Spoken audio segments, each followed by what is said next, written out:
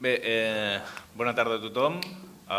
Comencem aquesta última sessió.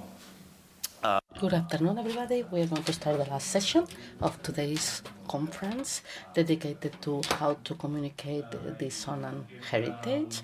And in this last round table, which will deal about architecture and art, we would like to deal with the exhibitions which are articulated around this dissonant heritage.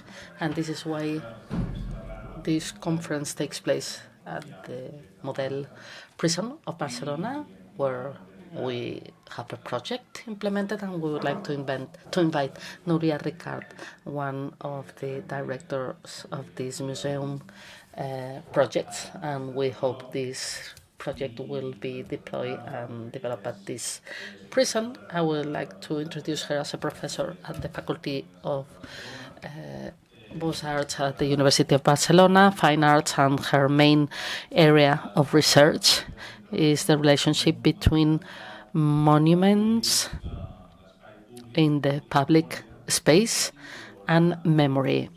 And Núria Ricard collaborates with the European Observatory on Memories, developing exhibitions and organizing projects which deal with the public and memory. She has several publications, many of them, and her most recent books are Un lugar inacabado, dedicated to the memorial interventions which took place in the old space where the prison of Las Corts was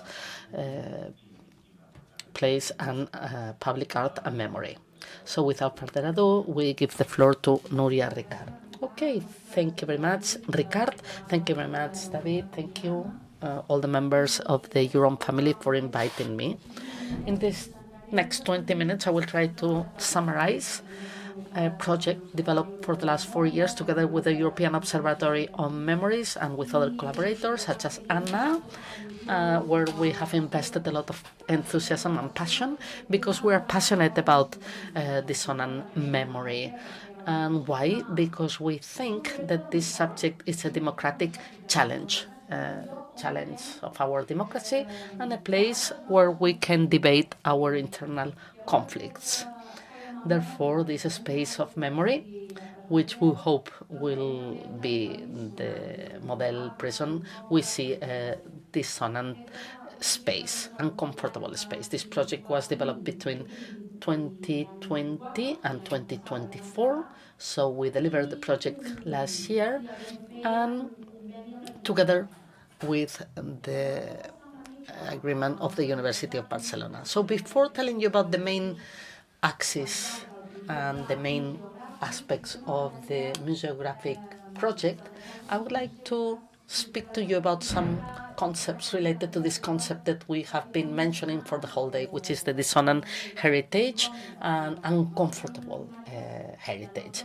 These are some images to our great monument to Columbus at the base of our icon of Barcelona's monument, a monument to Columbus. We see these sculpture elements which are a nuisance and a source of problems, and they are kind of hidden under kind of network which don't allow the viewer to be in contact with this sinful element. We have identified this concept of dissonant heritage as those spaces and objects with an important meaning and quite significant because they are a homage to violence, totalitarian regimes, dictatorships, violence, torture. These are spaces, centers, and objects which continue to pay tribute to all those elements which are absolutely negative and which represent a real problem for a democratic society. Therefore, they are the symbol of these counter values of democracy and human rights. They are counter values of our values related to democracy and human rights. But those objects we're speaking about are stones, sculptures. They don't have their own life. We are the ones providing them with lives. Daniel Rico was mentioning the Black Lives Matter movement, that cathartic movement of demolishing those sculptures which are uncomfortable for us. Until Floyd was killed, there was not this catharsis. What happened? A week before, those monuments, those stones were not uncomfortable enough. Therefore, the problem does not reside in the stone, but how we question this stone sculpture from our societies. What are we requiring from these sculptures? Because we have gone by without paying attention. For decades, we walked by the Columbus Monument and we didn't even pay attention to it. Therefore, we see a huge potential in these places as places of debate, places of conflict, but they are highly potential. This dimension of their potential as a site to speak about those problems that are important for us as societies, and this has to be taken into account. Therefore, this obsession that we have for the last 15 years to tear down any object which represents a counter value for our democracy and to become iconoclastic people and objects, because this has happened in Barcelona from the institutions. Basically, well, this obsession has to be placed into context and debated. I think that Daniel Rico is starting to do it, and some people are contradicting these statements, because these objects which are so disturbing, what can we replace them with? And often we have not replaced them by anything. We have eliminated those objects and we have not replaced them by anything. And I feel quite uncomfortable with this idea. And there is like a dichotomy between either we demolish the object or the right to the total elimination of totalitarian regimes. And I'm speaking about civil rights. The right to eliminate any object which is annoying to our side. And on the other side of this process, we have the right to heritage, and this is a right that we all have. Between the right to our heritage and the right to iconoclastic monuments, what can we do? We have several projects, such as the one of Tortosa and other projects here in La Model, and we think that projects and processes can be developed taking into account this dimension, which is both iconoclastic objects and heritage, both of them, not one or the other. And how do we do it? What are our main axes? First, research. Research precedes any action. Historical knowledge, the knowledge of the memorial sites before any project of intervention. We have to think, we have to reflect and research before acting.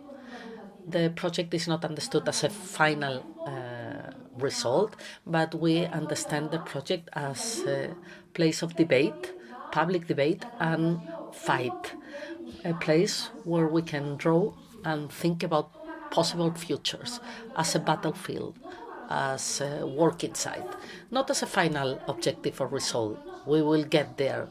This is the solution. No, we're not looking for a solution, but rather for questions. Neutrality does not exist.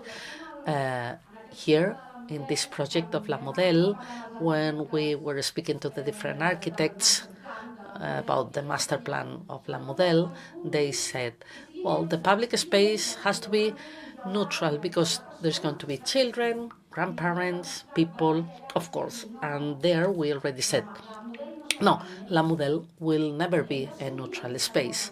And we have to incorporate this non-neutrality, which means that we have to build different hierarchies, and the ones of the totalitarian regimes have to be deconstructed with our gestures. But of course, we have to take on these different challenges. And finally, we have to understand that our decision is not the final one. Next generations will be asking other questions, and in 30 years, the next generation will ask different questions, and we don't know what these questions are. And I like the proposal by Hazel. He said that the best project consists in creating debates and a museography of these debates and proposals by different artists and architects, which become part of our archives. And in 50 years, we will have new proposals and new ideas. It's an incredible idea. Therefore, dissonant heritage, in this sense, is understood as a never-ending process. Never-ending, because we know that this heritage, La Model, Columbus, will always generate new questions, and we don't have all the answers. We are in a dissonant space, La Model, which has been designed for control and repression. This is quite uncomfortable. Of course, Bentham, when he made up all this in the 18th century, he had a model of productivity behind these panoptic architectures, and he has a model of redemption and control and repression. Therefore, these are modelic architectures because they represent an added value to the horrible situation, the human conditions of the people in previous prisons, but as a design concept is very uncomfortable because it has been conceived in order to control, to produce, and to repress. And here, many people were killed and executed and tortured: men, women, freethinkers, communists, anarchists, transsexuals, homosexuals, etc., etc. Women, it was a women's prison for 10 years. Therefore, in this prison, many people have been repressed, executed, and tortured in this place where we are. So it's a highly dissonant architecture. Also, it became the center of a network of repression which was built around the city of Barcelona.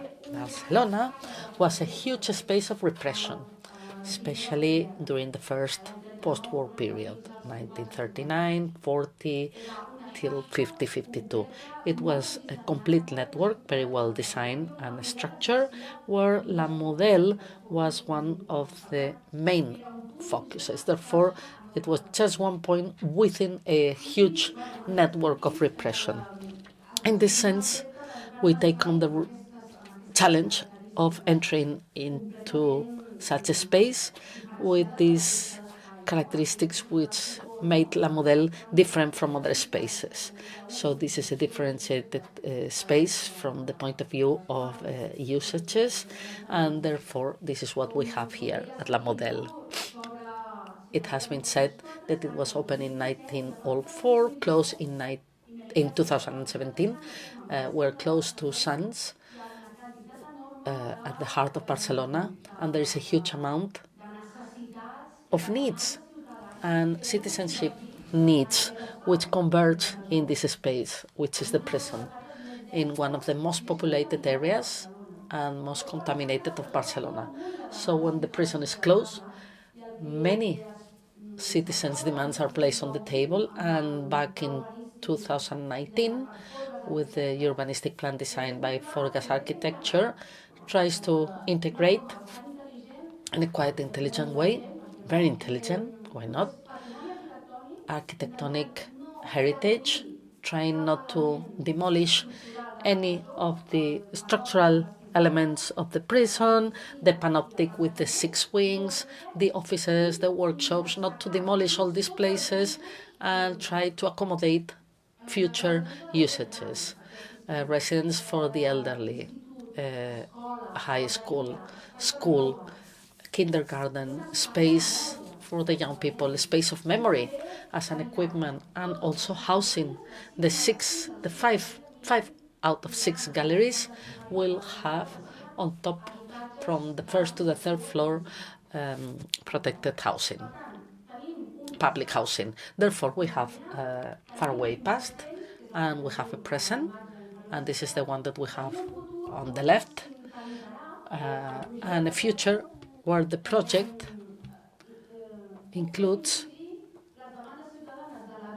trying to listen to the citizenship demands, and this is happening within Dissonant heritage, full of children, and this memorial dimension, and this will have to coincide. The specific equipment, memorial, the future space of memory of La Model will be placed on the fourth galleries.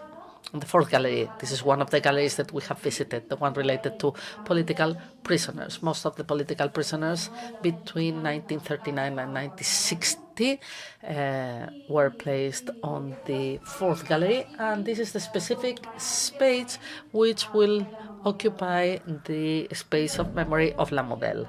We're thinking about the project in that space, a museographic space, first museologic and then museographic, and we identify the different elements of the fourth gallery, also different areas of the panoptic building, and specific elements such as packages where Puig Antic was executed, or the perimeter, which is much more related to the old wall of La Model prison.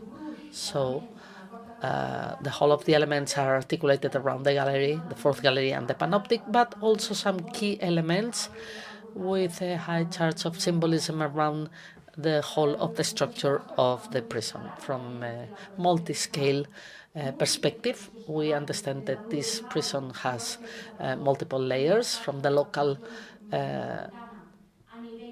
to a metropolitan network from the perspective of Catalonia and Spain. And we think that all our projects from a content point of view will be approached from the point of view of temporality. We never imagined this project working on permanent exhibitions, never. Always temporary exhibitions, exhibitions which could last 6 months or 1 year, long exhibitions, but always temporary. And this is for the same reason I have explained before. Questions which are asked today could be different from future questions or future research. Another important axis is this interdisciplinary intersection between contemporary art history and memory to make a multidisciplinarity project. Therefore, we identify 3 different elements: the original heritage, this future building, everything will be refurbished from an architecture point of view, plus the fourth gallery. So in 10-15 years, everything will be built. So when you come back again, everything will look different. You won't see walls, you will see green spaces, housing, where you see the cells now. But in the fourth gallery, you will see what you see now. And this is important, this dimension of something original which will be kept in time. Therefore, the heritage on top of the museographic design, or the museographic design together with the heritage. We also thought that these new usages and contents and meanings is like the counterpoint, these iconoclastic objects to pre-designed usages, such as repression and control. And this has to be altered and changed through the uses and meanings of this place. And finally, this idea of continuing research. All the archives related to La Model, which are several, most of the documentary archives are in the National Archive of Catalonia, and we could say that we are familiar with 15% of the material. We still need to do research on the documentary material we have about La Model. So we cannot design based on the contents we are familiar with. We have to design based on new contents and new research which will enlighten us. Let me ask you to make like a mental trip. We are placed at the Panoptic where we had the lunch and coffee break. Or if you have not been here in the morning, at the main Panoptic, and we will start our route around our museographic project. Central panoptic. Here, what we have to do is go down to the basement. In theory, we will have to drill in order to create a new plant on the basement of the panoptic, where we will have the welcoming desk of the future memorial space.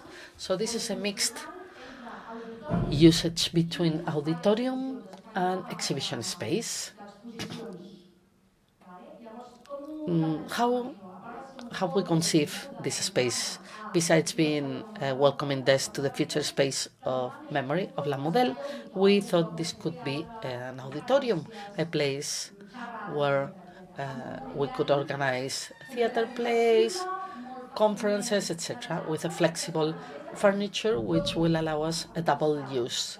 On the one hand, an auditorium, and on the other, the exhibition space, where maybe artists such as Doris Salcedo, Helse Clemencia Echeverri, Antoni Muntadas, I don't know, the sky is the limit. Interesting artists who will come to organize contemporary art and memory exhibitions. One of the territories most interesting, in my opinion, for the last 50 or 100 years. Un espai d'exhibicions temporals d'alt nivell, no? D'alt ordre, no? Que fessin que també fos un lloc de visita continuada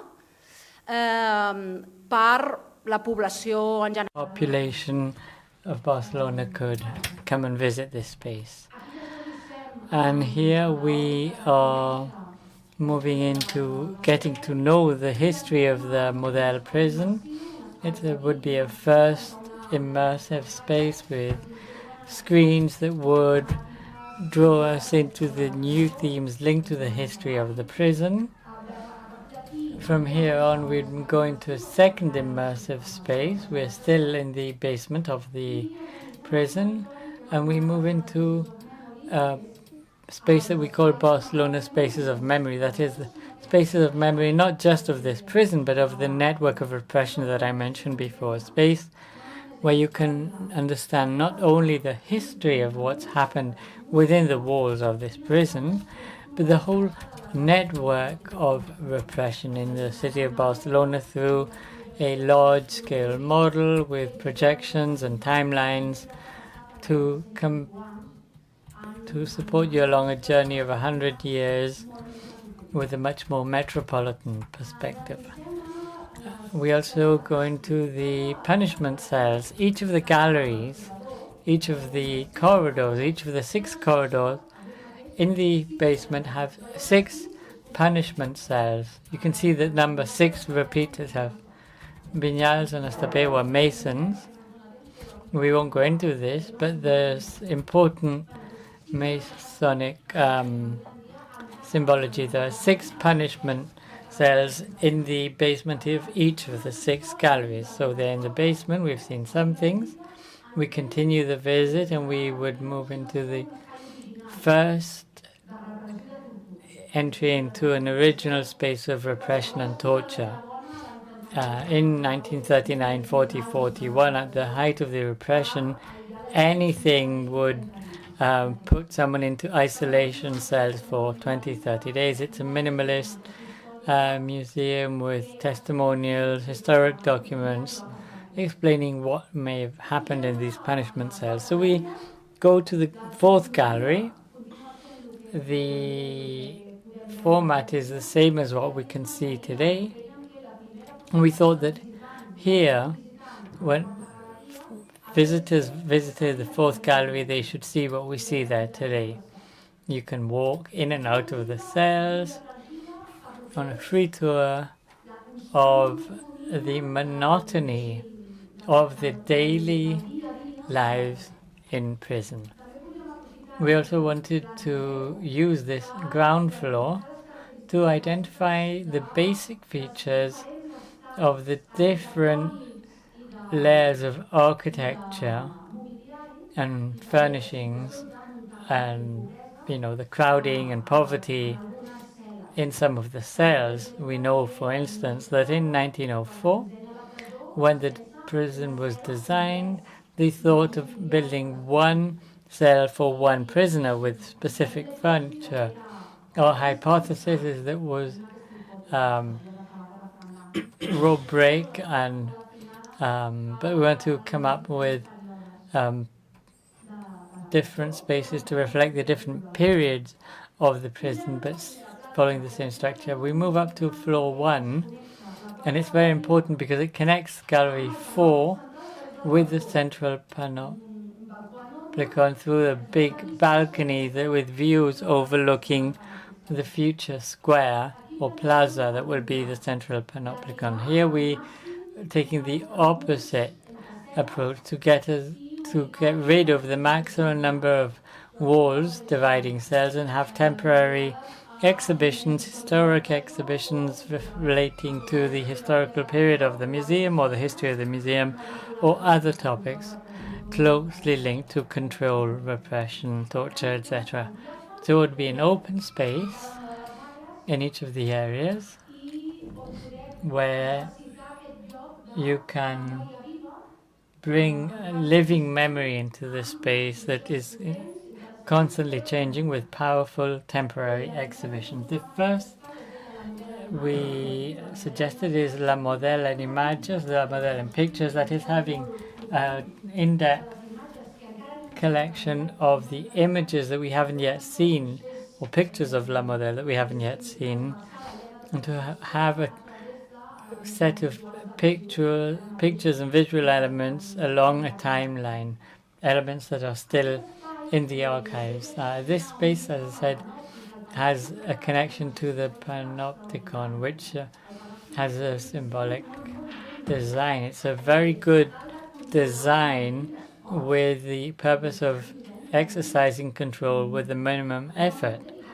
It's very powerful design, and that is why societies like ours feel so attracted to this type of architecture. We were considering a space like the central control unit.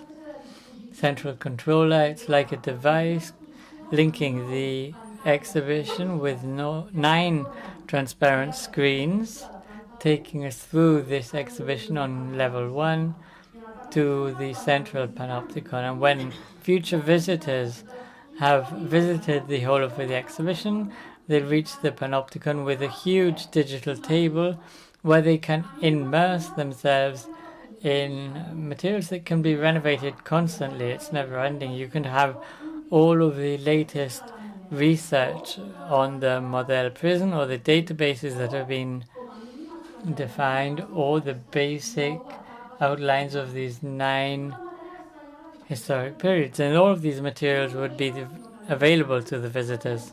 Visitors can also screen selected images onto these 9 screens. So some of the content that they will have seen previously in the temporary exhibition can be controlled by the visitor.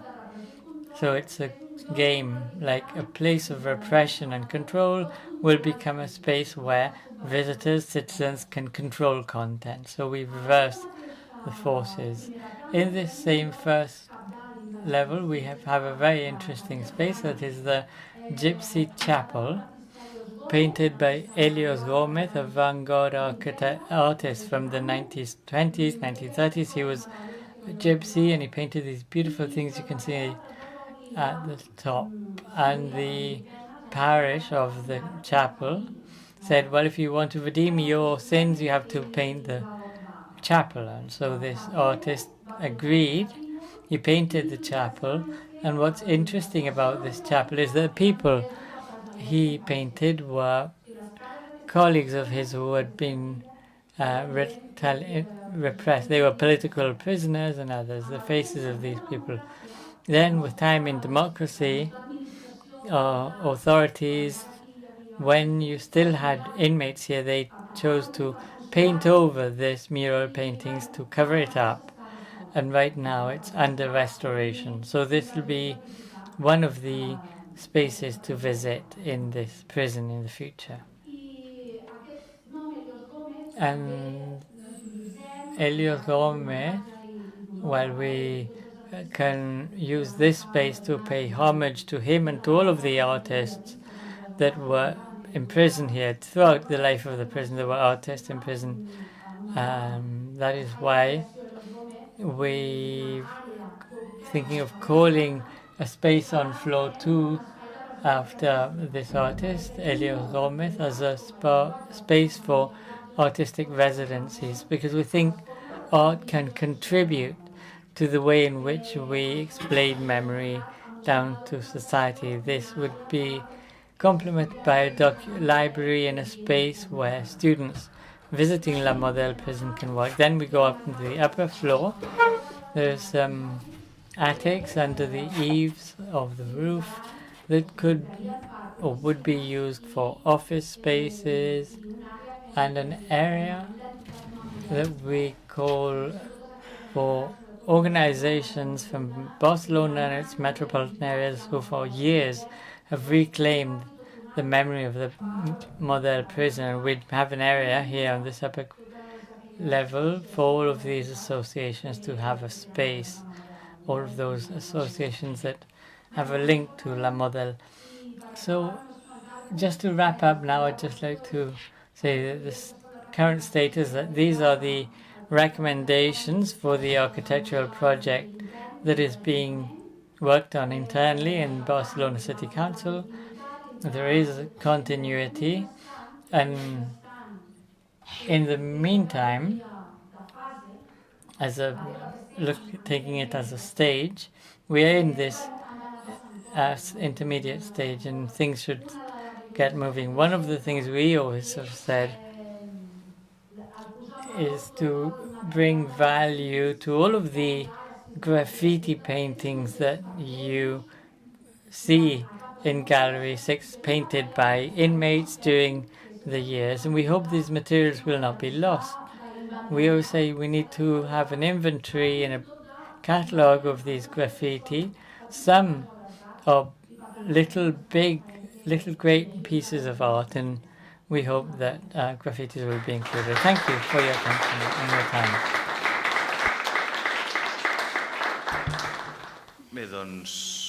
Okay, so let's continue with this final panel with Aida Rechena. Thank you, Aida. Aida Rechena is a museologist. She's the director of the National Museum of Resistance and Freedom at the Fortress of Peniche. She's a visiting professor at the Portuguese-speaking University of Humanities and Technologies, a member of the Integrated Center on Art of the University of EUROM. She has a PhD in museology by the Portuguese-speaking Portuguese with a thesis on museology, theatre and gender, the portrait of women in Portuguese museums. She was the director of the National Contemporary Art Museum of Chiado, of the doctor and artist Anastasio Gonçalves, the Museum of Guarda, and head of the Division of Heritage from the municipality of Orihuela. She is the president of MINON, Portugal, the international movement for a new type of museography. Thank you, Aida. Thank you, Ricard. Dear friends, I'm going to present my communication in Spanish. So if you need your audio translator, so please do.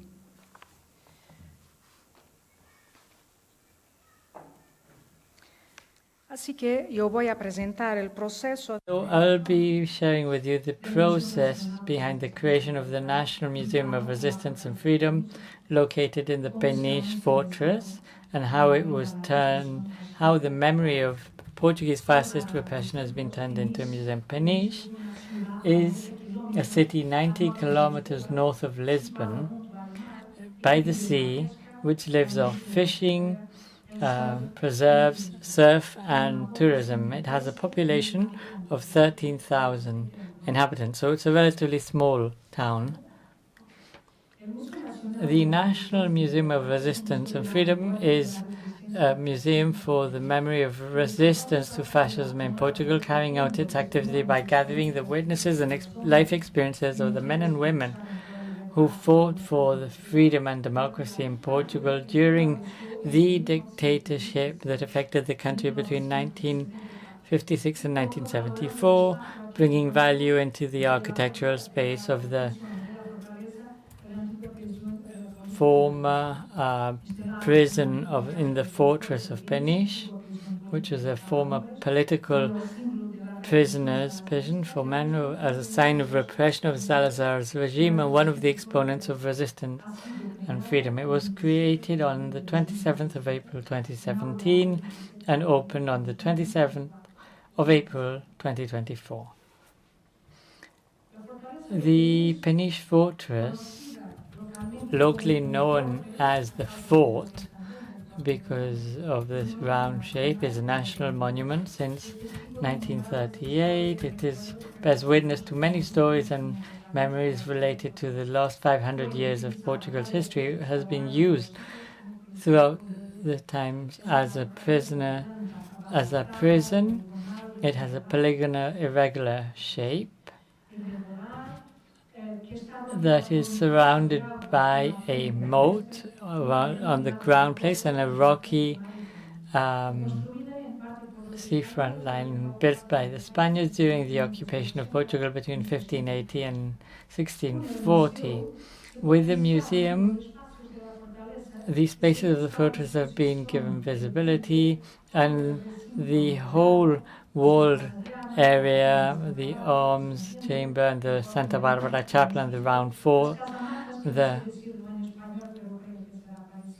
gods' houses, and the cistern patio, which has a cistern underneath it, which was the patio for the prisoners, has been open to the people. The Portuguese fascist regime was emerged in 26, and it created a deposit of prisoners in Peniche, which first was in the former military garrisons of this fortress. Conditions were terrible, but prisoners could move around the fortress, could breathe fresh air, they could eat in the arms room. In other words, there was no set prison cells. It was a political prison, but with no cells. In 1954, everything changed with the creation of the Peniche Fort prison, as you can see in the picture, and the construction of the pavilions based on a plan copying the US high-security prisons. It may seem big, but it's very small compared to the Modelo prison, which it only could hold 150 prisoners. With the project of the architect of the regime and the director of the National Prisons Authority, the prison had capacity for expanded to be able to hold 6 prisoners and 11. These are the pavilions with the current appearance, with the garrison and the call center. This regime forced political prisoners into isolation for 20 to 21 hours a day. Inmates from one floor couldn't speak to inmates from other floors or other prisoners. Here we see the collective cells, and here we see pictures of the inside and the dining room. Each floor had its own dining room. Prisoners couldn't speak to each other, they couldn't share food. With the creation of the National Museum of Resistance and Freedom, we'd like to highlight the construction of a memorial, a sculpture bearing the names of the former political prisoners. The words of Antonio Borges Coelho, who was a poet, historian, and political prisoner in Peniche, said we need to name everyone one by one. They fought and resisted, and the freedom is a safeguard of the memory of all of them in the walls of the fortress. It's a fundamental piece because political prisoners who are still alive today, those who were released on the day of the revolution in 1974, many of them are still alive. They wanted a memorial with the names that would identify them. And not just say a memorial to prisoners, no. They wanted to say how this man Manuel Quinteiro Gomez, who passed away last Monday. I was in the hotel and they said Manuel is died, and this is the loss of another important character of resistance. So for us it's a huge pride to have this memorial with all of the names of the prisoners who were inmates in the Peniche prison. But there are many other political prisoners in other Portuguese prisons, also in the Portuguese colonies, Angola. Another space is the room where prisoners would receive visits from their families and where emotions are still high. They were cut away from their families. There were glass panels and barred rooms, and it was the only space, so people still cry when they enter this room. In the former pavilions of the prison, we have the long-term or permanent exhibition. The title is Resistance and Freedom. It's in Pavilion C on the first ground, where before there was the infirmary of the inmates, and the room which now holds this exhibition. This space became an exhibition gallery, and for this important changes were made to the architectural space. It was completely transformed. From the prison spaces that have been turned into museum, we have to highlight the new secret, which was the punishment cell, which was located in Pavilion D. It was the only place where readable inscriptions were found from the revolutionary period of 1974 and 1975. Political prisoners didn't write on the walls because that would further increase their prison terms. There are no inscriptions. Some people say, where are the graffiti by the prisoners? They aren't there. Only after the democratic revolution we've used the words of Eaton when he refers to the political change as objects that bear witness, because they preserve the memory of a repressive regime, but they're also a monument to resistance and a memorial for the victims of that regime. We know that when political prisoners disappear, the Peniche prison will continue to bear witness and speaking on behalf of them. Here we have the Cistern Patio, Pavilion C, and the concrete constructions that are the new addition to ensure accessibility. There's a lift and the access ramps for people with reduced mobility. They're the only new additions. So based on my analysis, we have, based on the analysis of the creation of the museum, from my own interpretation and from following up on this process, I've identified the existence of several contradicting positions that we could consider dispute with regards to memories on resistance, social, political and cultural disputes. I've organized them at three levels. First, what should be done with this prison? Some found the solution in turning the old political prison into a hotel. The project existed, but this enters into contradiction with the will and demands of those who defended the site to be preserved as a memory of the repression exerted by the regime and resistance to repression. For others, there was a mixed solution combining the creation of a museum and a hotel. Others were torn between the type of museum that had to be created, and many criticized having a museum dedicated only to resistance. This diversity of opinions found its reflex in the different proposals on the type of museum to be created.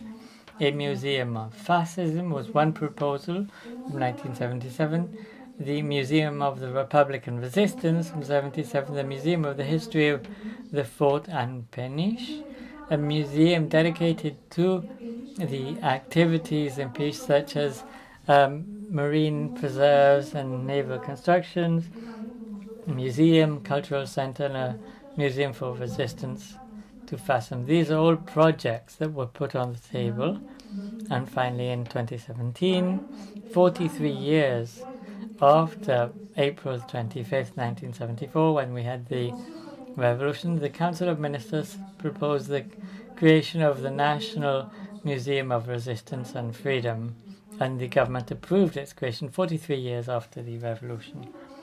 Secondly, in the process of creating the museum, we identified different opinions and conceptual differences with regards to the architectural project, which are a effect of the dispute. I remember Victor mentioned this when referring to his memorial, those relating to the conservation or the destruction of architectural elements in the prison. The winning project of the public contest was carried out by an architectural studio R4 in the city of Évora, defining the general lines. Since it's a national monument, the intervention must enter into dialogue with what's existing there, maintaining integrity and the preservation of the building, allowing for the spaces of the museum to be appreciated and interpreting. The architectural projects met these goals, but there were profound differences of opinion between the comprehension of what was considered to should be preserved and that those elements that could be changed. So we see that there are different conceptions of heritage amongst the parties that participated in the projects. On the one hand, the conceptions of the architecture studio, and the other, the ideas of heritage technical staff from the general director for heritage owning the museum. The architectural project planned for the demolishment of some of the prison's elements to make space for big spaces to receive visitors and to organize the tour of the museum. Although the demolition referred to spaces that had already been altered in previous uses given to these buildings, the option could have been to rebuild the building, bringing the prison back to its initial situation. The final option was to demolish while keeping identity markers in spaces to allow visitors to understand what was the original role of this space. The general option was to maintain the basic features of the building, but allowing some changes to create the museum. And from the point of view, this is understandable because it's a National Museum of Resistance and Freedom and not a museum on the political prison of Peniche. If this had been the option, it is very likely that the option would have been to maintain all of the original architectural elements and to rebuild those that had been destroyed over time. The opinion of former political prisoners on this was clear. They said the museum was only created because there was a political infrastructure of the regime and thousands of men had been imprisoned there, and in that sense they believed the prison had to be maintained. We know that in other situations of preserving memories related to suffering, the option has been to conserve these spaces by keeping them frozen in time so that they can speak for the victims when they die off. Despite the difference of opinions, the great majority of the prison of the Peniche is preserved, except for two. Pavilion C, which was modified to build the reception area of the museum, and another for the construction of the permanent exhibition gallery that we saw in the picture. And a third level, where we feel disputes with regards to how to preserve the memory of resistance, refers to the contents of the museum. To draft the contents guide and program, the Ministry of Culture appointed SICAM, which is the Committee for the Installation of Contents and Museum Presentations. The documents produced by the Commission define the goal of the museum and the way in which spaces should be occupied, the thematic sequence of the contents. At the same time, the contents on display, that is images, documents, objects and others, were prepared and selected by the Institute of Contemporary History of the New University of Lisbon and the Office of social studies of the Portuguese Communist Party. To control the installation of contents and the running of the museum, the Ministry of Culture created a second committee for the implementation of the Peniche Museum. Even if the different working teams of these commissions are made up by members of different disciplines, from a museological point of view and from my own point of view, I cannot say the museum was built using a participatory methodology. As a museologist, I can't say this. The community in Peniche wasn't heard, and the national population wasn't heard either. These are contents that you see on screen of Repression. There was no public consultation on the contents. There was no forum constructed to gather contributions. There was no broad public debate, which I would have seen as positive.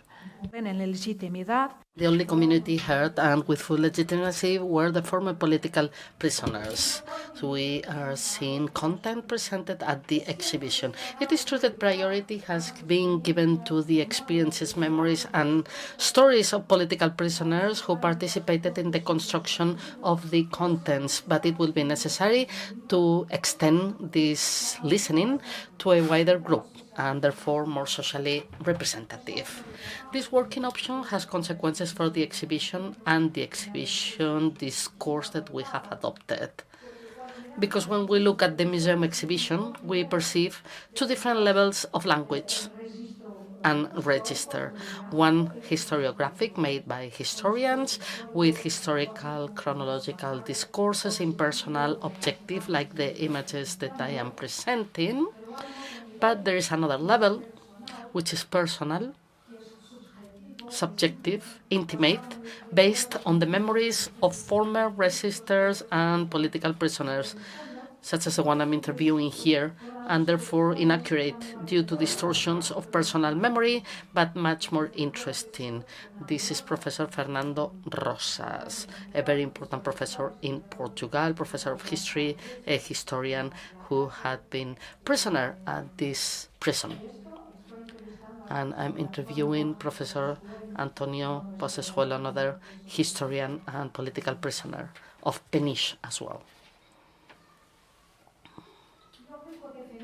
I have been arguing that the creation of the National Museum of Resistance and Freedom in the Peniche fortress is based on a popular demand that arose on the 25th of April 1974, the day of the revolution. Among the population that gathered at the gate of the fortress, waiting for the release of the political prisoners, which occurred on the 27th of April, and this is why the 27th is a very important date for the museum, because it's a day of the release of the political prisoners from the prison, and this is why we celebrated this on the 27th. Among the population, a poster could be read that said, "Peniche demands fortress to visit and not to stay." This was the beginning of a movement, the popular movement, that would only materialize on April 27, 2019, with the partial opening of the museum, which publicly and politically marked the irreversible commitment to install this museum entity in the fortress. After this first expression of the popular will to appropriate the former prison space and the fortress as a space of memory, other moments followed, demanding the creation of a museum on the resistance to Salazarism fascism. I'm not going to tell you everything because it will be very long, but in 1976, 1982, demonstrations have demanded the creation of a museum, but when 1982 the Peniche municipality was against the place, it created a museum with a dedicated nucleus of resistance. The idea of a national museum was forgotten for a long time. But in 2005, just 2 pages to go, an event in Lisbon was decisive in reactivating the popular demand for the creation of the museum in the fortress of Peniche. In February, the news and the TV published headquarters of the PIDE transformed into a luxury condominium. PIDE was the political police of the regime, international police and defense of the state. And the headquarters, the building where they were working, had become a luxury condominium. Everything has been destroyed in order to build housing. The place where prisoners were tortured in Peniche was the place of torture, place where interrogatories were made, and which has disappeared. It was during these events related to the destruction of the PIDE headquarters in Lisbon that the association NAM, Downturn of Memory, emerged as an initiative of citizens protesting against the transformation of the property into a luxury condominium, with the consequent destruction of the memories of repression. Union of Portuguese anti-fascist resistors to demand the preservation of the memories of the repression of the Portuguese resistance and the creation of a museum in Peniche. Another movement of all prisoners and family members and friends for the preservation of the Peniche prison. Also, the MINOM, the International Movement for a New Museology, made a petition in favor of the creation of the museum, because the fear of the destruction of Peniche prison was confirmed. In 2005, it was just a fear, but in 2016, the government, in February, included the Peniche fortress in the list of the Revive program, which included several historical monuments to be concessioned to private individuals to install a hotel there, which would inevitably lead to its alteration and the consequent erosion of the memory of the place, 2016. This led to the emergency of several actions of social pressure to create spaces of memory in places associated to the repression and resistance to the fascist regime, and to show the shock and indignation at the government's announcement that it intends to grant private concessions to the fortress of Peniche. November 2016, in face of social pressure, the Peniche fortress was removed from the list of the Revive program due to the controversy it raised, which led the Assembly of the Republic to defend its requalification, conservation, and adaptation to a museum. And these successive waves of movements and demands in favor of the creation of the museum for the preservation of the memory of resistance gives us the support to affirm that this is probably the only one of the 15 national museums in Portugal born of social demands. But the National Museum, and I finish with these three questions, just three. The National Museum of Resistance and Freedom raises some questions from the different perspectives. The first one is to ask, why did the museum open only 50 years after the Revolution of April 1974? I don't know why. We don't know. And that would require a whole research. The first question is why. The second question concerns the possible normalization of the memory of the violence of repression from the moment it is institutionalized in the museum. And the question is, when do we museumize the violence of the dictatorship? Does the museum remain a space of resistance and demands, a place of questioning, or does it become the site of the official narrative about this violence? To avoid this normalization, the museum must be open to multiple and diverse approaches about dictatorships and resistance. Several approaches to be space for reflection, avoiding the monolithization of discourse, whether about repression or resistance. Both took plural forms, and we can ask ourselves, which resistance is being preserved? Third, experience tells us there is a large gap between what is planned and what is actually done. If the museum was created to give voice to former political prisoners and the resistance, the museographic option and the process of musealization of the memories of resistance approach the historiographic discourse, leaving individual testimonies behind. This is my opinion. And we ask, what witnesses does the museum preserve? Who does it represent? Who feels represented and who feels excluded?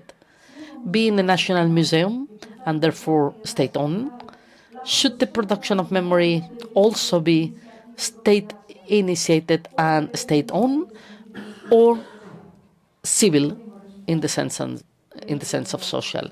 I do not have answers. I think the answer to these questions will probably come with time, with research and perspective, and distance from the historical facts that we discuss and present.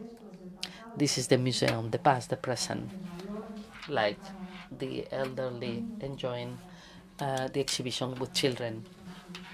It's a source of happiness to have them. The child with red carnation, which is the symbol of freedom. We don't know whether we have the answers or questions. Maybe yes, maybe no. Thank you very much for listening to me.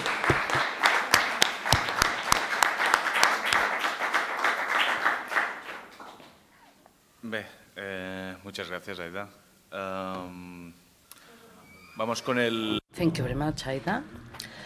Next, last speaker, Emmanouil Avgeridis. Contemporary Social History Archives, ASKI in Greece. ASKI is partner also of the EUROM. He holds a PhD in Contemporary History from the University of Athens, where he also teaches 20th century history.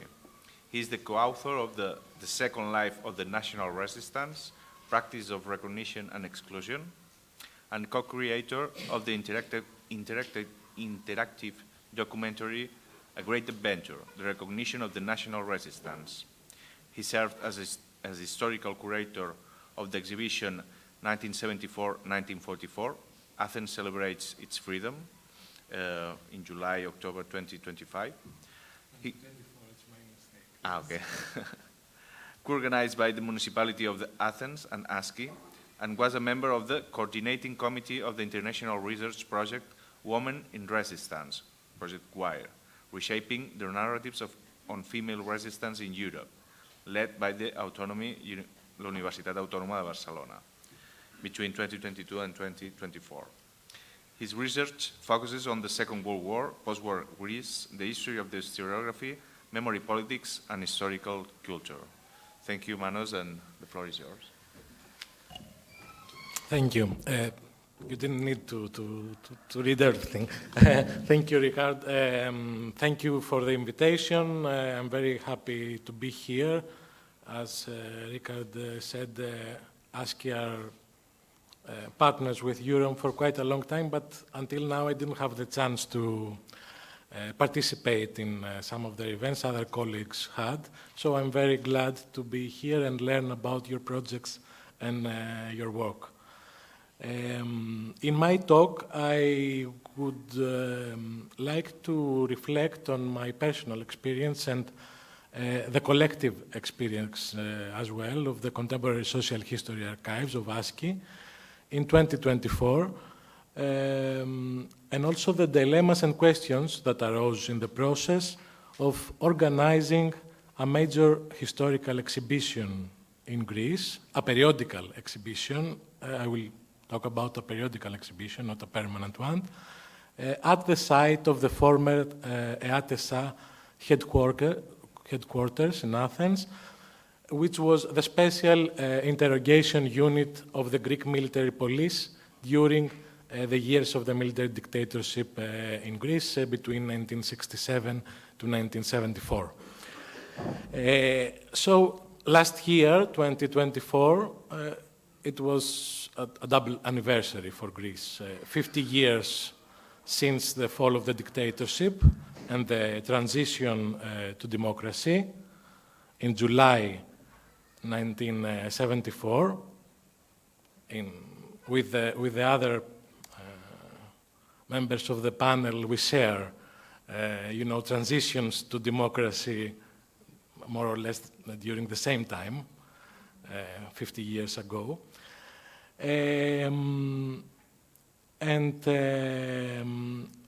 On the other hand,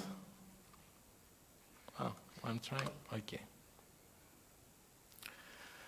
There was the anniversary of the 80 years since the liberation of Athens from the Nazi occupation in October 1944. In this context, ASKI was invited by the cultural organization Technopolis of the Municipality of Athens to undertake the historical curation of the exhibition that later was called 1974-1944, Athens Celebrates Its Freedom. To design the concept and structure, to conduct archival research, and provide the majority of the material on display from its own collections, while supplementing it with materials from other archives, such as the General State Archives, the Audiovisual Archives of the Hellenic Broadcasting Corporation, the Athens City Archives, the Library of Parliament, the Jewish Museum, and the National Gallery, and others. As you very well know, and excellently explained the first speaker, Núria, historical exhibitions as products of historiography, of public history, of collective memory, or one could say of pop historiography, are never neutral or self-evident. They reflect their creators' choices, their historical culture, and at the same time they are shaped by long-standing historical tropes and by present-day stakes and debates. So the structure of the event, combined with the choice of the venue, shaped to some extent from the very beginning the character of the exhibition. First, it was an exhibition organized by the City of Athens, about the City of Athens, focusing on two key moments in its modern history. The emphasis that was placed by the Municipality of Athens on commemorating both historical moments, not only the Metapolitevsi, the transition to democracy, whose 50th anniversary dominated last year many of the official celebrations, but also the more complex and challenging anniversary of the 1944 liberation, which did not mark the end of the war in Greece, but was followed by the civil war. This choice was not at all unrelated to a recent and rather unexpected political progressive shift in the city's political landscape. This shift happened in the municipality elections in 2023, when a very unknown candidate from the Social Democratic Party, from PASOK, achieved a surprising victory over the then standing mayor and high-profile right-wing candidate, thanks in part to broad support from the left in the second round of voting. The political environment plays an important role in the kind of, cultural events that take place, especially in the city. Second, the decision to appoint ASKI not merely as a provider of archival material, but as the main designer of this exhibition, reflected, whether unconsciously or not, the direction of the exhibition. It would be an exhibition centered on popular participation, on public space, on resistance, on grassroots political and social struggles, and not primarily on high politics, prominent political figures, government decisions, negotiations, the role of the great powers, etc. Because ASKI, the Contemporary Social History Archives, that I represent today, is a relatively small organization, legally a non-profit entity, but it is undoubtedly the most important archival institution in Greece dedicated to the political and social movements of the 20th century. It has over 30 years of history and holds hundreds of archives, thousands, millions of documents related primarily, but not exclusively, to the history of the political and social movements, to the history of the left, but not exclusively on the left, in the 20th century. So ASKI is an open contemporary archive, and by now I should have put the next page. And it is at the same time a hub for historical research and for public history. We carry out digital thematic projects, exhibitions, public debates, seminars, workshops, historical walks, as you can see, podcasts, etc. The third defining element of the exhibition was the choice of the venue, as I said. The City of Athens Arts Center, this is the venue, that is now functioning as an exhibition space. It is located in a building that once belonged to a complex of the Special Interrogation Unit of the Greek military police. This particular building served as the headquarters of the military police, while just behind it, a twin structure housed the interrogation offices and detention cells. It was a notorious site where severe torture was carried out during the dictatorship. Civilians and military personnel were interrogated there, and then and tortured, of course, and then referred to military courts, to prisons, or sent into exile. It was a transfer unit, interrogation and transfer unit. So today, this space has been the twin building behind the Art Center, is granted to the Association of the Imprisoned and Exiled Resistance Fighters, and houses the Museum of the Anti-Dictatorial Resistance. There are two other buildings in this complex, different but identical to each other. Again, the one is also different, is the Eleftherios Venizelos Museum, and the other is totally abandoned.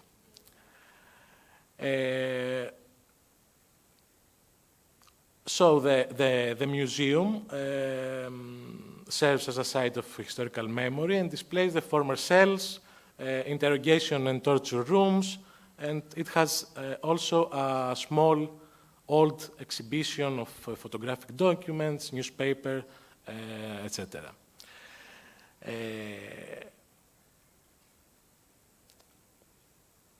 In contrast, the other building, which is identical, has been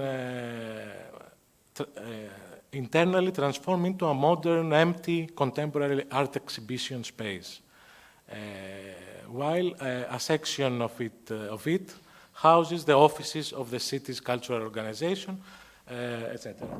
So, inside the Athens Municipality Art Center, where the exhibition took place, there are no visible traces of the space's historical character now. In effect, it is a totally blank canvas, a blank space.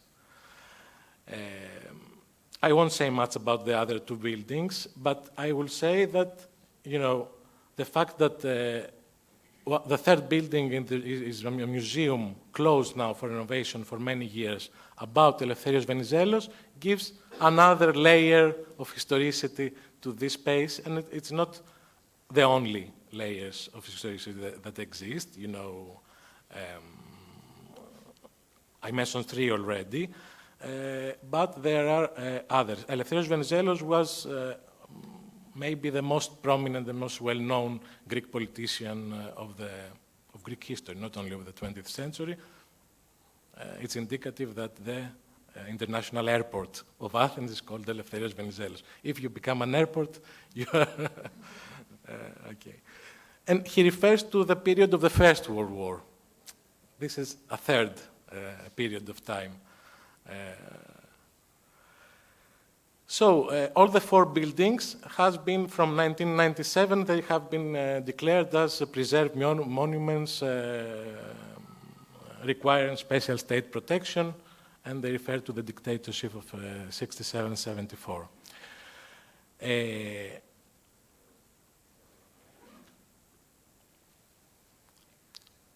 So this structure forms is part of an urban park / hill on the edge of the city center, which by the same official decision in 1997, it was named Freedom Park. And this park, especially since the COVID pandemic, it has become a very popular gathering and meeting place, mostly for young people. For many of the park's visitors and regulars, the historical significance of the site is not at all known, it's not widely known. In fact, because also these buildings are on the upper part of the park, not all, they don't, take all the space of the park. Many of the people who visit the park, they can visit again and again the park. They can be, they can go there every week and not have seen these buildings, not even know their historical significance. So, it is a site which at the same time has been officially designated as historical monument of a specific period, the dictatorship. It contains multiple layers of historical memory. It functions as a vibrant and actively used public space today, and at the same time it is surrounded by major and symbolic city landmarks, such as the Naval Hospital, the Athens Concert Hall, the Megaron Musikis, and the US Embassy. All this area used to be owned by the army, used to be military facilities in the past. Based on these conditions, we started with three main questions, while at the same time facing a highly constrained preparation period of less than 2.5 months before the opening. The first was that although the space available to us was just one of the buildings in the complex, the city art space, we asked ourselves how we could create an exhibition that would organically integrate with, highlight, and fully utilize Freedom Park as a site of memory and a public space. Our aim was for the exhibition to function as a cultural event with a clear reference to the park and its historical depth, which remains, as I said, relatively unknown to the wider public. Second, what kind of materials and how many materials would this exhibition include? This decision was, of course, directly tied to the third and most important question. What would be the concept of this exhibition? We wanted the exhibition to tell a story and to have a specific narrative focus. In my view, in Greece at least, a major issue with such initiative, with periodic historical exhibitions, is exactly the lack of narrative in their content. And this is very different from art exhibitions, for example. Typically, they do not tell a story, but they present a collection of materials and documents, the more the better, usually, without a clear, narrative thread or with, sections structured around conventional and often stereotypical historical narratives. This is a big problem of the periodic historical exhibition, but also this is a big problem in Greece of many of the resistance museums that exist in all the Greek territory, that usually remain inactive and they never change. I mean, from the time that they were founded many, many years ago, no museologist, no historian, nobody was, made the exhibition, but, the Association of Resistance Fighters and Veterans put together, what they thought it was important, and this never changes. This is the case also of the anti-dictatorial museum behind our venue. At the same time, a key challenge was to conceptually link the two different historical moments, the liberation of 1944 and the transition to democracy. We were building two exhibitions in one.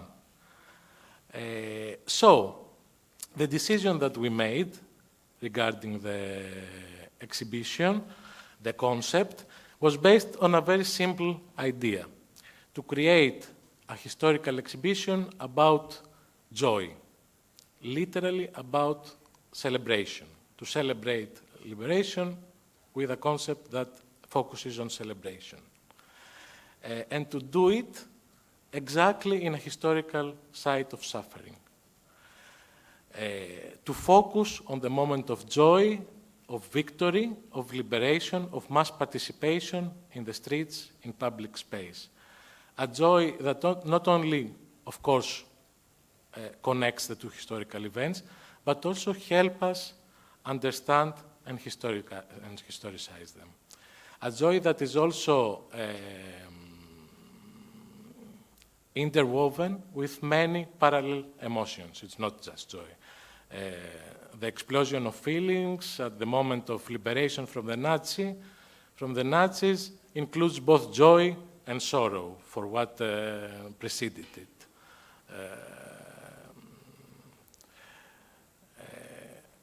For the people that were lost, for the conditions of the occupations that dehumanized their existence. It also includes, relief, hope and fear, fear for the future, unity and suspicion from the one who is standing next to you, redemption, anger, tension.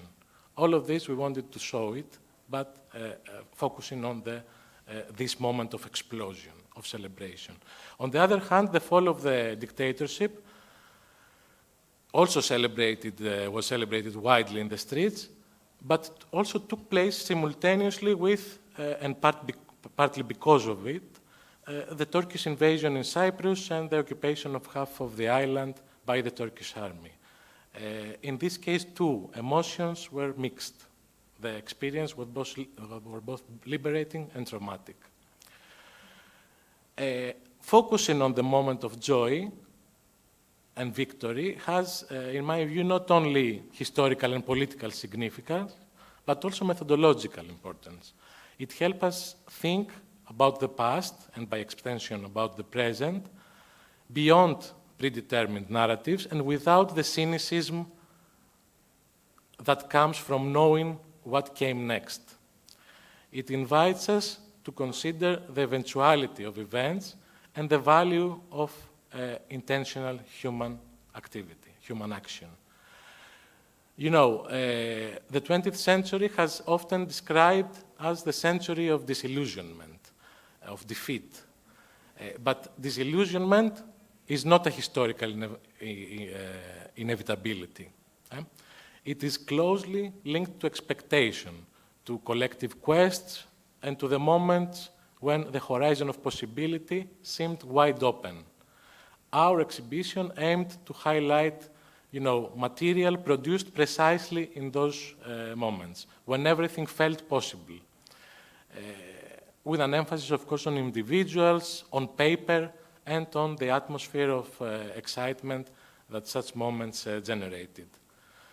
Such an approach allows us, in my view, to present material from different temporalities and of different kinds, and most importantly, to propose a different narrative of the 20th century, one that moves beyond the dominant tone, at least in Greece, of sacrifice, and defeat, towards a reading that places at its center human agency, political initiative, and common people as a driving historical force.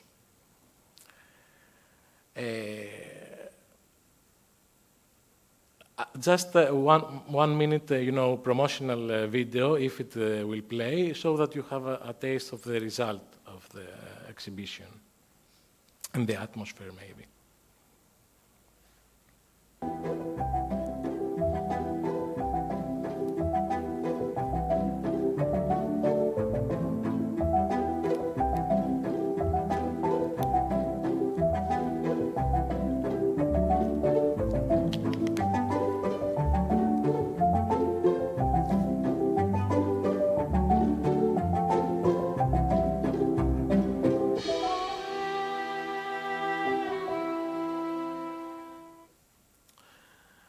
So I'm not claiming that this. Oh, sorry, that this idea was entirely novel, or that this reasoning I've described was translated into something a flawless exhibition narrative. But what I do want to emphasize is this: to the extent that this goal was achieved, it was not due to us, due to the team of historians and archivists. It was 100% due to the teams, two other groups that we collaborated with, the group of the museologists, there were 2 museologists, and 2 architects. The museologists translated this general idea into, visual storytelling. They evaluated the material in very different ways that we would evaluate it, and sometimes it was frustrating because they would dismiss material that we think that it's very important, but for them it will tell nothing. Different criteria. And of course shaped, the mix of the photographs, documents, newspapers, reproductions and originals, faithful copies, etc. The architects, on the other hand, shaped, the physical spaces, creating, also new spaces that we didn't know that they could exist. In my view, the result was a vibrant and original exhibition that addressed a broad audience without oversimplified or resorting to easy narratives. From the outset, we also required to take on, in addition to the periodical exhibition I've described, to take on the renewal of the permanent exhibition of the Anti-Dictatorship Museum so that both could open to the public simultaneously. This was not so easy because also, the resistance fighter, that the association that it's running it's, they had their own, very difficult political balances inside the association. They don't like change. So what we did was to renew the existing exhibition to better quality and maybe do some changes in documentation, etc. So during these 4 months the exhibition ran, there was also something else, daily guided tours that we held for schools and for adults. For schools, it was, specialized educators. For adults, the visit was by us, were guided by the historical curators. And at the same time, we organized a very, rich and diverse parallel program. This is the museum. They are small spaces. They are not very big. They are transfer prisons. So there was also a very diverse program of events that was organized, beginning at the Freedom Park and extending across the city. Historical discussions, film screenings, dance performances. There was a program from different dance groups of dance performances that was completely linked to the exhibition. They was inspired by the exhibition to make, dance performances. Now, with some months having passed since the completion of the exhibition, and we are currently finalizing its digital version as a digital virtual tour, I can say that this was one of the most fruitful and creative collaborations I have ever had, and one of the most meaningful for me public history projects that I have been involved in. This also may explain why my talk today is perhaps, more enthusiastic and less critical or less self-critical than I usually am or I ought to be. I truly felt that this was one of the rare occasions when I had the freedom to create and, to contribute to the realization of not just another historical exhibition, but a cultural event, a meaningful intervention in the shaping of historical culture, one that respected the space and brought out its historical significance. This feeling was reinforced also by the large public turnout and the feedback that we received throughout the exhibition's run, and still received to this day. This whiteboard, previously whiteboard, it was a very large wall that we left it, I have almost finished, that we left it for the visitors to write on at the end of the route of the exhibition. It was very quickly filled to capacity. Its content now serves as a fascinating, for me, record, not only of the public's response, but also of the diverse ways the exhibition was received by, different groups of visitors. Much better than scrolling down to social media comments. It has very much to read in this. Something very last. Humans, historians, museologists, architects who create, museums, exhibitions, books, etc., make mistakes. And every, product that I have created has some mistakes at the end. This exhibition had also one relatively, not big, one small, let's say, mistake that nobody noticed, but we noticed after, not in the 2.5 months that we were preparing, but in the beginning of when it was realized. I thought that I should not hide this mistake, but in the guiding tours I should use this mistake to discuss about exactly this, that this is a human creation, and so I would, in my tours, I would start my tour by asking them, the people, to find the mistake, and at the end, to tell me what it was. And then we could discuss about how everybody makes mistake, and every visitor and every, and every person who reads something, who goes to exhibition, who, I forgot the word now, not produces, the other, who receives something, should be critical and should think about it. Can, people in July 1974 wear jackets? No, because in Greece, July is very hot.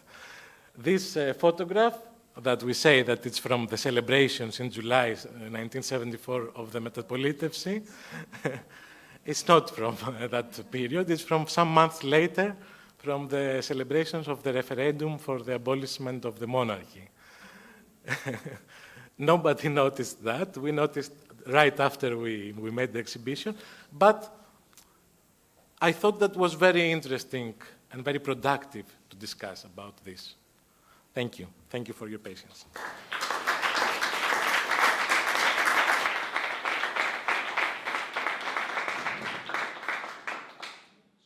Okay, thank you very much. Muchas gracias, Aida. Muchas gracias, Núria. Hola, sí. Ah, that's better. So, we're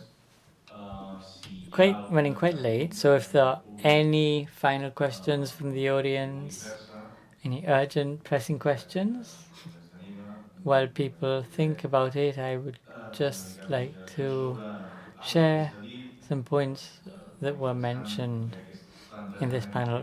It's really interesting when Núria was talking about heritage and iconoclasm, heritage, dissonant heritage, as something that you mentioned with your team when you were thinking and conceiving the project of the women's prison of La Corte as a living space. Also, when we refer to La Model prison and the project, we often insist on mentioning temporary exhibitions and to not fall into the trap of fixed, petrified stories with permanent exhibitions, to allow visitors to come back time and time again. And another point we've discussed during this project is the relationship that happens between museologists, historians, professors of arts with architects and town planners. This multidisciplinarity, which sometimes flows well, others not, sometimes there's agreement, sometimes disagreement. Another thing we have in common with Peniche, that is the issue of the call centers in the prisons here in the prison of La Model, and how initially the first version of the project wanted to get rid of these vis-a-vis centers, but we wanted to keep them because, as you said, and as you see in the Museum of Peniche, I strongly recommend you go to visit this. It's impressive. It's a space where the experience flows. You go in and you want to visualize and think about the crudity of this situation where families, relatives and inmates communicated. Or here, when in the first project, in the fourth gallery, at one time we talked about the possibility of building flats above the memory space. Luckily, this was corrected very quickly. Points in common, important points in common. One is the issue of civil society. It's the starting point. It comes from civil groups reclaiming that these spaces are turned into spaces for citizens. In Peniche, for instance, with UDAP, the Association of Anti-Fascist Struggles in Portugal, and how they mobilized to stop the project to convert this fortress into a luxury hotel. And well, here, of course, with the mobilizations from our platform Fem Nostra La Model, we had associations of neighbors and former inmates. There was an important dynamism pushing for this to be turned into a space of memory. I also recall the questions you asked. Why is it so slow to create a national museum? And even if there is a municipal museum, the prison of Aljou, which is also recommendable, why did the country take so long in having a national museum when the revolution was in 1974? And the issue of citizen participation that you touched on, and the representative nature of museographic discourses, and then the aspects that Manos was talking about, the importance of the political situation of the time when it comes to coming up with these projects. It's not by chance, when these projects finally materialize and when they don't, or when the exhibition that Manus was talking about happens and the possibility of doing it in a space like the space, the political police detention center. And I also stick with one of the experience, the lesson of learning from mistakes and not trying to hide them as a way of reaching out to visitors and enriching their experience. I don't know if anyone wants to take this occasion to ask a question, if you want to comment anything that may be left behind, now would be the time. And if there are no questions or comments, we can wrap up this session here. And I'd like to thank you very much, Manos, obrigado, Aida, and thank you so much, Núria, for this interesting and important session on exhibitions held in spaces linked to dissonant heritage. To conclude, I'd like to remind us all that on May the 28th, as part of the European project, with the European Project Foundation and with our partners from the University of Bologna, on May 28th, there will be an online event where we will continue working with different partners, hearing of different European experiences relating to dissonant heritage. You will find all of the information on the website of the European Observatory of Memories, also on the website of the Project Foundation. I encourage you to check the contents. They will for sure be really interesting. And that would be all. I'd like to thank our public and our audience for coming here, and we hope to see you next time at our next event. Thank you very much.